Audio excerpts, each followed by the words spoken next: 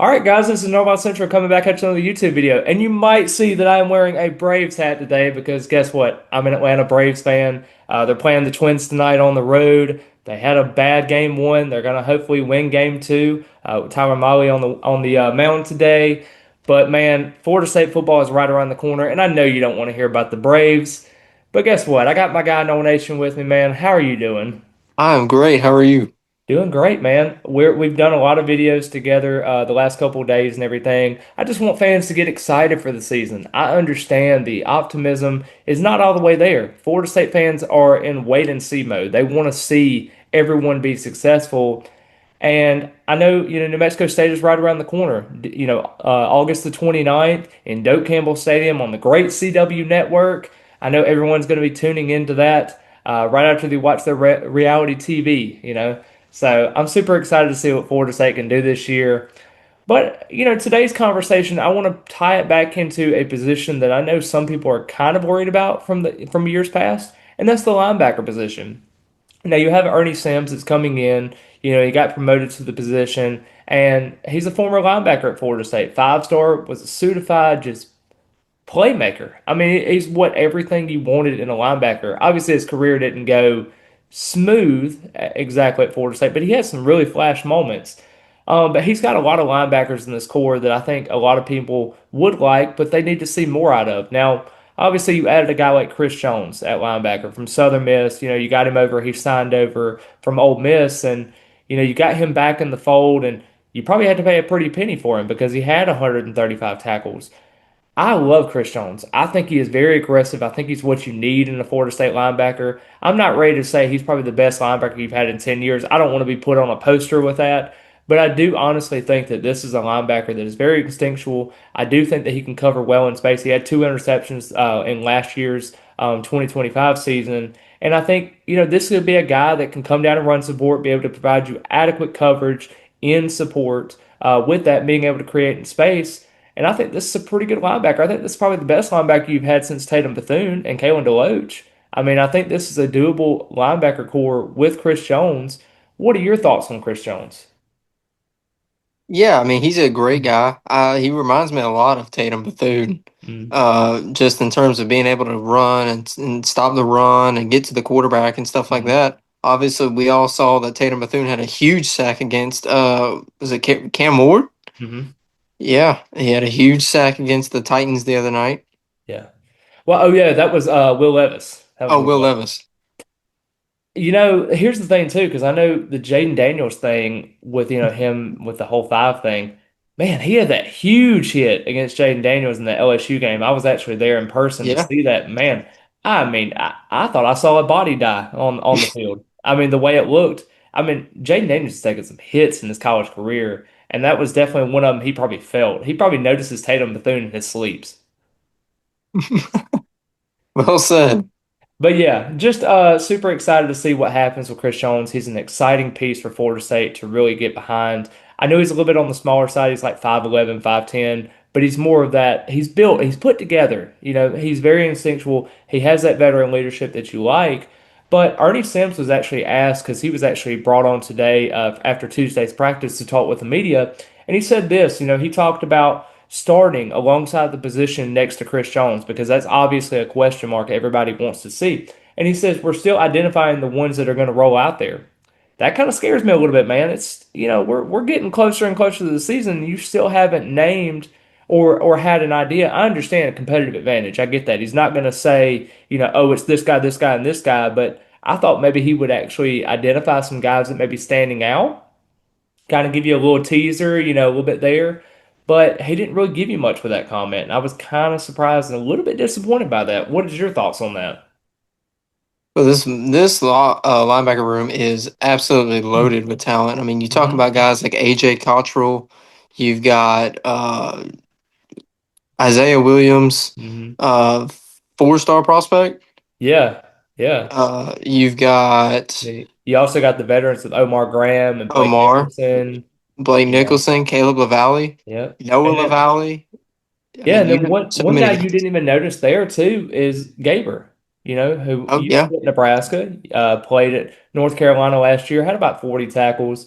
Wasn't exactly his forte last year. He got kind of in a newer system, but he talked about how Gaber was. He had gotten hurt a little bit earlier this spring and even this fall camp, and you started to kind of get worried a little bit. You're like, man, he was supposed to be that veteran leader, and actually Ernie Sims had actually talked about how he had saw him after he got hurt. You could see the emotions on his face because he's a senior. He wants to do this the right way. It's his last year. He wants to make a difference. And he actually talked about Gaber as well. He said he's seen him work. He started to work and his leadership has been there and it's been felt every single day.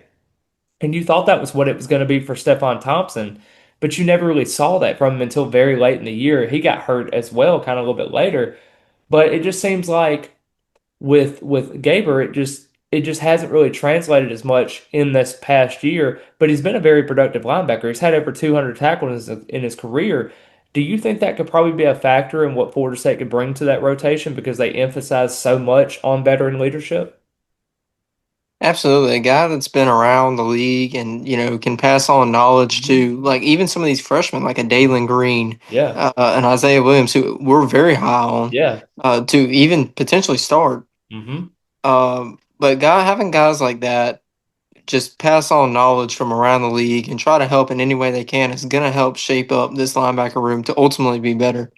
1000%. And he talked about two other guys that I know fans aren't really super high on because they really haven't done much in their Florida State careers. And that's former four-star Blake Nicholson, who you listed just a little bit ago, and Omar Graham, who was a former three-star.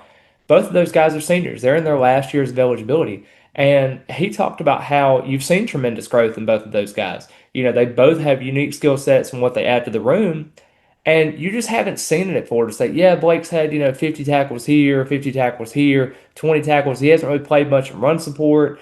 And then Omar Graham has flashes and then he gets hurt. And then, we don't really see him much. He doesn't get on the field as much. What is going on with both of those linebackers? And you really want to see more of those guys being able to emerge and getting those veteran leadership because, I mean, the more depth you have at the linebacker position, the better. Obviously, you want to be versatile, and he talks about before.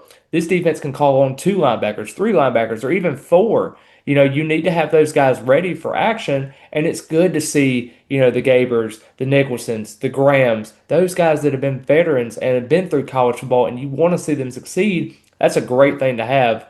I just kind of want to get your thought process on, with Nicholson and Graham, their careers haven't been great. They need to have a second chance. You want to have their second win. This is their final shot to do something at Florida State. They've been here their whole careers. And I remember how excited most fans were when we got Nicholson out of the recruiting cycle, out of the state of California. It was a great thing for Florida State. And Derek Ray, that was a big specialty for him before he actually went on to be a GM at UCLA. But I think this was a kid that they really liked. Omar Graham had over 200 tackles in his senior year at Stranahan in Fort Lauderdale. And I just wonder, can they be able to piece things together? Do you think it's kind of a lost cause for them, or do you think it's, maybe they can get back into the swing of things and maybe not be a starter, but be good enough to get you the productivity that you need? I'm gonna be really honest with you, Norvell Central. The fact that we're not talking about any of these guys and we're not hearing them enough, Yeah, that's very worrisome.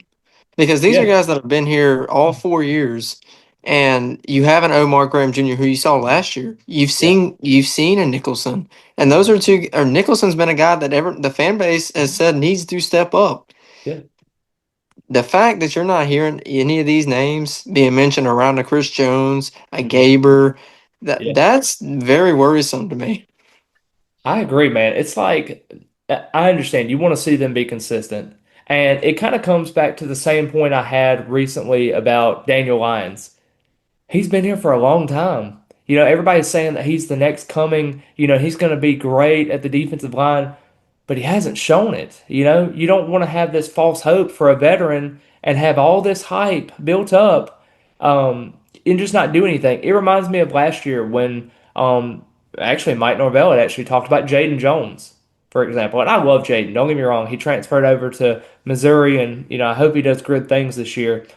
But dude, like he didn't do anything at Florida State. And Diamante Diggs, they're hyping him up this year too. He had a sack against Alabama. He got hurt after 3 games. We'll see what happens with that development. But it seems like some of these veterans they're bringing up, they haven't done much at Florida State. A lot of these guys that have stuck around at Florida State, Like even a Quindarius Jones, I think he's a very talented guy. We had talked about him the other day, but they just haven't done much at Florida State. You want to see these guys actually do something and actually mean something at Florida State. And like I said, I mean, Omar Graham having 25 tackles and Blake Nicholson having like 40 is not going to do you any good. You want to see both of those guys in their senior years having like 70 tackles, 65 tackles. But I mean, these guys have got to develop. They got to show us, and they got to prove those doubters wrong. Not necessarily saying I doubt them, but they got to show it. Absolutely, I 100% agree with you. So the next guy I want to talk about, and this is a guy I'm super high on. I know there's some skepticism out there about him, but Caleb Lavali. This is a guy that I am super excited to actually get on the field. And he addressed it with me last year. We had actually had a conversation, and he had actually had, his foot. His foot was very worrisome, had a problem with it, kept getting injured. He kept getting down on himself and understanding, what am I doing wrong? Like, is this kind of the place for me? Not saying place at Florida State, but just saying, why does this keep happening to me? This adversity keeps striking. When am I going to get over the hump, with all this? And he even talked about it before with Ernie Sims. He talked about he saw him fighting over the spring. There were times where he couldn't even redirect and get into coverage or do anything off that injury because he was so hobbled off that foot. And he finally got the surgery and everything. The surgery had an infection. He tried to figure out and get the infection off and everything. It was just a ongoing process with him, and he only played in one game off of special teams. And he talked about in the press conference today, Lavalley's a fighter. He remembered when he got injured. He fought every single day, and that seems like a fighter mentality. He fought through the spring to carve out a bigger role that you're seeing now. I have tremendous respect for him. You can trust him. He says he's an alpha. He's physical at the point of attack. That's the guy you want to see. That's the guy when you went to North Carolina and you played that bowl game against UConn, you saw the 9 tackles, you saw the physicality, you saw what he brought in run support. Now you have to put it on the field. You can't just base it off of a 9 tackle performance and think, man, he's going to be a great linebacker. He's going to be great of what I've seen in footage, but he's got to play. He's got to play here. We've got to see that on the field. And I think that is exactly, I think he is putting himself right in the right position to play. I think he's going to be a starter alongside Chris Jones. I don't know exactly how that third linebacker spot's going to play because I do think there's going to be a couple of guys that rotate in and out. But I think him and Chris Jones are probably going to be the top 2 linebackers with probably a Gaber. I think those are probably going to be your 3 more than likely. I think they're going to be interchangeable a little bit more. But I think this is a very encouraging sign for Lavalley to continue to get that just praise from Ernie Sims because it doesn't happen often. Ernie is a very tough loving coach. He wants tough love when he coaches and everything. He wants those guys that are hard nosed and can be able to affect. And I'll talk about this a little bit later, kind of the keys that he wants to have in this defense. But Lavalley is a guy that he keeps talking about. And he talked about him very, very long in this press conference. And I think there comes a point where you have to understand that, okay, he got through this injury. He's getting through the injury bug that he's going through. Let's go play. Let's go do it. Absolutely, this was a guy that I was very, very happy when we got because Hmm. but then you talk about the 2025 year where he unfortunately suffered an injury and he was Hmm. out the rest of the year. Yeah. This is like the ultimate time to be like, look, we got a dog, and I do think he can be that guy. I think that's the guy that probably, like you said, will be that linebacker 3 Yeah. alongside Chris Jones because they are very, very high on him, I and I think agree. the fan base is too.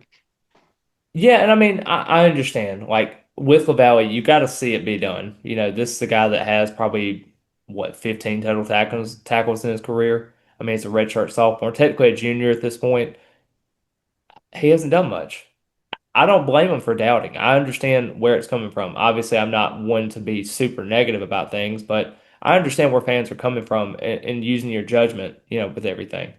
But I think there's a couple other guys too that he had talked about, younger guys. Like he talked about Isaiah Williams being very explosive. Kara Maycock is another one, extensive, and then he can make plays down the field. His reflexes are very good. Noah LaValle, his little brother, talks about he's very smart. He gets lined up. He's doing the right things. Obviously, those 3 guys have got to piece it together. And we talked about Isaiah Williams and how he was talked about earlier in fall camp. He got hurt. Now he's not really being talked about as much. That's why I think it might be a growing period for him. It might not be something that we can just put in a true freshman. It's going to take a lot of work. He's not a Jason Lopez right now, where you can't even call him a true freshman. He's just doing all the stuff and everything. And plus, it's hard to trust a true freshman. It's all easy and fair and game when you're playing a scrimmage compared to the bright lights of Doak Campbell Stadium or going on the road, a place you haven't won since November of 2023. You need to have that energy. You need to have that mindset. You need to have veteran leadership in spots like that. And I think with that, Caleb Lavali's played in 3 seasons so far, technically two if you want to count the no season for Florida State last year. But you have Gaber who's played in multiple seasons. You have Chris Jones has also played in multiple seasons. You want to see those guys develop and get better. And I think with that, he talks about those young linebackers. It only elevates the floor of this roster because you need to develop those younger guys. Because so many times we've seen Florida State go to the transfer portal back and forth, and eventually, if you strike on those transfer portal guys and you're trying to rely on those high school guys that were just kind of getting up in the ranks and maybe they're juniors or sophomores and they're not ready, they're going to make a fool of you. And that's unfortunately how Florida State has done so far in a couple of these guys that they needed to see develop. And it's kind of been unfortunate.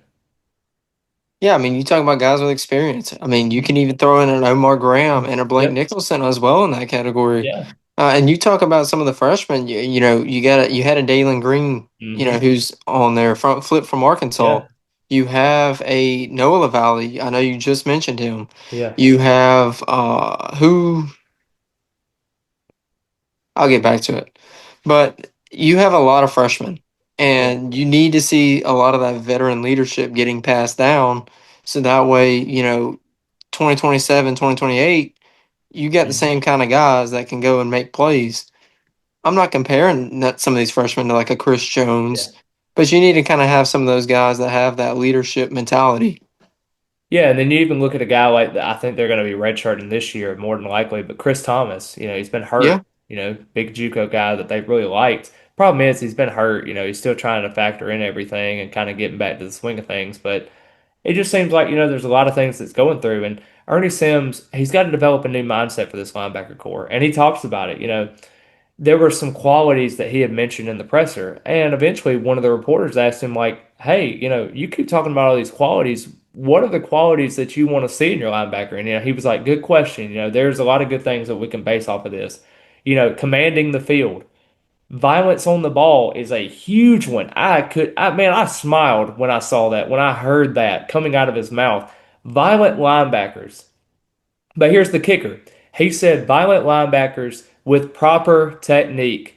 Don't just go out there and get a targeting call just because you want to be violent, just because you want to get that personal foul penalty and set the tone. I understand you want to set the tone. I understand that. But you have to understand where your team is in those situations. You cannot be careless with being able to rough the passer when you shouldn't have, or laying out a receiver, when you could have obviously just tackled him to the ground, trusted your fundamentals, and went about your day. But you have to be violent on the football. You have to go attack the ball carrier. You have to be able to go up in space to hit those wide receivers that are taking slant routes. You have to really do a lot of things. And then the last one, and I know the fan base is going to hate me saying this, but resilience. You have to respond to situations. And Mike Norvell talks about response all the time. It makes you want to throw up sometimes because of how many times he says it. But it's true. Florida State has to respond to situations. And even he brought up a really good point. Last year, you started 3-0. You started out really, really hot. You thought for sure Florida State was going to be a glorified playoff contender. Then you got comfortable against Virginia. You were in that game. You basically dropped a pick six that could have made it by Jerry Wilson. Dropped that, and it would have been 28-14. You probably scored 28 in a row, and probably the game was over. But unfortunately, you did not catch that pick. They ended up getting a first down, ended up scoring a touchdown that same drive as 21-21, and now you got a ball game again. And then you ended up losing in double overtime, and the rest was history. You saw Squirrel White getting trampled by fans, and basically that was one of the losses that probably rolled you out of bowl eligibility and probably cost you a lot for the season. That probably caused a lot of psychological issues with this team. And I think that was probably the end all be all at the end of the year that you can go back and say, man, if we didn't lose to Virginia and we didn't like choke that game away, we probably could have had a decent season last year. But unfortunately, you have to be resilient to those situations. You can't let one bad moment turn into two really bad moments. You talk about that Virginia game. What about that Miami game? Yeah. That was a manageable win we could have Mhm. had, but I still say if we had more time, we could have really made that a close, interesting game. Yeah. But yeah, Yeah, and I mean, I think there was a lot of moments where we could have had some more stuff, and I don't want to be the person that coulda, shoulda, woulda. I don't want to be that type of rah-rah person because this is Florida State. You want to see Florida State being successful and winning 9, 10, 11 games to compete for a playoff spot. And I mean, here's the thing. Florida State is in an era of college football right now where they have a 12-team playoff. They haven't even been in the 12-team playoff. They haven't sniffed it. Haven't sniffed it in years. And I mean, yes, we had the 23 moment, but I mean, even in 22, we had those three straight losses and it pretty much knocked us out of contention. But it just seems like Florida State's not really been able to do much in this Mike Norvell era. And I hope that that changes. I really do. I hope that Florida State can kind of get back on the swing of things. And I think with having dominant linebacker play, I get it. Linebackers are not as important as your defensive line and especially your secondary. They're kind of those guys that you don't really think about it until you get an Elijah Herring that's having to guard a wheel route down the middle of the field. And you're like, oh crap, we got a linebacker out there? Why are we doing that? But I mean, really though, Florida State is in a better spot linebacker wise. I'm not going to say they're all American caliber candidates. I'm not saying they're all ACC. I think they're going to be serviceable. I think they're going to be okay. And that is exactly what you need for this defense. You need the defensive line to be dominant. You need the secondary with the three safeties to be pretty well. And then you need the linebackers to be serviceable enough to be able to cover up and run support and not allow teams like Florida and like Miami and different teams like that to run the football efficiently against you and basically force them to pass the ball and at least make them honest on offense. absolutely. I do think though that Chris Jones could be definitely an all ACC kind of guy. I do I mean, too. they are very, very high on him. The heat-seeking missile is Yep. I was just about to say that quote. That was something that it stuck out to me. And I know this coaching staff says a lot, and I will say a lot of praise. And Mike Norvell does it a ton. And I get it. You want to be positive at your players. You want to uplift those guys, and you don't want to speak negatively on those because other people can hear that. Family members can hear that, whatever the case is. And I get it. These are paid athletes. These are 18 to 22-year-olds. These are not babies anymore. They're not minors. So I understand that, these guys have tough skin. They live in an age of social media and different people are talking about them, and you play on national TV all the time. I get it. We play on the great CW network. They got people talking about us all the time. But I will say, and I'm going to keep riding home the point of the CW network because that is a terrible decision by the ACC network or the ACC to make us on the CW. But besides the point, I'm going to enjoy the game in Doak Campbell Stadium. And like I said before, if you want to use my SeatGeek code, Norvell Central, to get $20 off your first purchase, you could be able to do that. But there's also some other ticketing apps as well. I just want to see Doak Campbell Stadium filled to the brim. I know it's an exciting time for Florida State fans to see these linebackers in play. I know this defense in the second year of Tony White's going to do a phenomenal job. I think they're going to do really well, especially in that linebacker core, specifically having an Ernie Sims kind of leading and coordinating and knowing what a Florida State linebacker looks like, being productive as he was at Florida State. Man, I'm really excited. Maybe it's just the jitters of having about a week and a half before the season starts. But dude, I just cannot wait and I'm super excited. I hope you are as well. absolutely. I cannot wait. Yeah, dude, it's gonna be great. I'm excited to see all the garnet and gold, the war chant, kind of get back into Doak Campbell Stadium again. And man, it's an unreal experience. If anyone has not ever experienced that feeling in Doak Campbell Stadium, I would recommend it as a bucket list thing. I understand college ball's changed, and I get TVs are so bad. You can get a 75-inch TV and sit on your couch. I get that, but it's nothing like the sights and the sounds and getting the grass, and seeing the plays live there, getting to be a community of Florida State fans all in attendance. And I hope that Florida State's season can go very well this year because I never want to see Florida State do bad because I want to see a coach go or anything. obviously name aside, I want to see Florida State be successful. I don't want them to be in a spot where they have to go down purgatory again, paying all this money, dishing out all these resources just to get another coach, and maybe it's just an ongoing cycle. I want to see a program that Bobby Bowden, Jimbo Fisher left, all these great players of Deion Sanders and even the great Peter Warwick, who's going to be highlighted during that Clemson game. That's going to be a super exciting environment for him Hmm. too. And then you also got Sebastian Janikowski that's going to have his number retired on the New Mexico State game. So there's just a lot of great things that are happening in Tallahassee. Some people just have to open their eyes up a little bit, just kind of see the positivity with things because not all things are falling in Tallahassee. But I do think this team is going to be ready to go. I think they're excited, and it kind of gives me 2022 vibes where they finished 10-3 to end the year with may not be the most talented roster, but I think this is a team hungry and ready to go, and I think this linebacker core can really show you what they have. Absolutely. But yeah, man, I appreciate you coming on the video today. As always, be sure to like the video. Let's try to see if we can get it to 20 likes. Let's just try something very small. I just want to try an experiment today. How about that? Comment your thoughts on what the linebacker core you think is. Well, you have Chris Jones. Who do you think is going to be the second and third linebacker core? Did you like any of our conversations? Do you agree with any of our points? Let us know down below. And be sure to follow Nole Nation on all his social media accounts. I know he does a great job over there. It's great to see his content as Florida State football is kind of edging down the corner, and super excited to see where Florida State's going to be ending up as we go throughout the season. We're going to have many more videos out as we go through. I just want to put out as much positive content as I possibly can to have as much discussion, interesting feedback as I have.